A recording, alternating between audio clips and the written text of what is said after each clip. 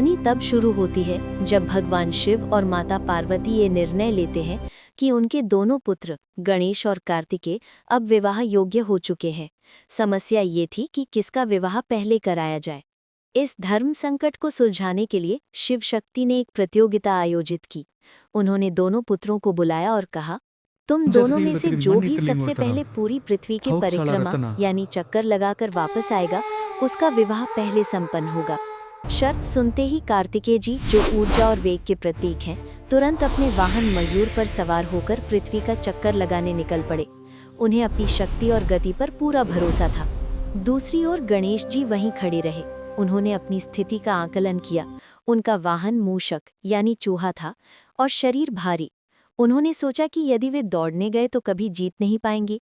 यहाँ गणेश जी ने जीवन का पहला नियम अपनाया, अपनी कमजोरी को जग जाहिर नहीं करना बल्कि अपनी बुद्धि से उसे ताकत में बदल। गणेश जी ने माता पिता से एक आसन पर विराजने का आग्रह किया। जब शिवजी और पार्वती वहां बैठ गए तो गणेश जी ने उनकी पूजा की और भक्ति भाव से 7 बार उनकी परिक्रमा की। जब शिवजी ने इसका कारण पूछा तो गणेश जी ने वेदों का तर्क दिया। माता पिता ही संतानों के लिए समस्त ब्रह्मांड है।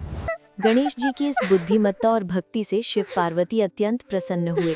उन्होंने गणेश जी को विजेता घोषित कर दिया। प्रजापति ने अपनी 2 गुणवान पुत्रियों का विवाह गणेश जी से कराया। सिद्धि का अर्थ है नैतिक पूर्णता, मोरालिटी। सिद्धि से उन्हें क्षेम नामक पुत्र प्राप्त हुआ। इसका अर्थ है सुरक्षा। इसकी सीख ये है कि जब आप नैतिक रूप से सही होते हैं तो जीवन सुरक्षित। वाह। बुद्धि का अर्थ है विवेक, इंटेलेक्ट। बुद्धि से उन्हें लाभ नामक पुत्र प्राप्त हुआ। इसका अर्थ है फायदा। इसकी सीख ये है कि जब आप बुद्धिमान होते हैं तो आपको हर कार्य में लाभ मिलता है। बाद जब कार्तिकेय जी थके हारे पूरी पृथ्वी का चक्कर लगाकर वापस लौटे तो दृश्य देखकर दंग रह गए। गणेश जी का विवाह हो चुका था और वे अपने परिवार के साथ सुखी थे। नारद मुनि ने स्थिति को हवा देते हुए कहा कि उनके साथ छल हुआ है। कार्तिकेय जी को लगा कि उनके परिश्रम का फल नहीं मिला।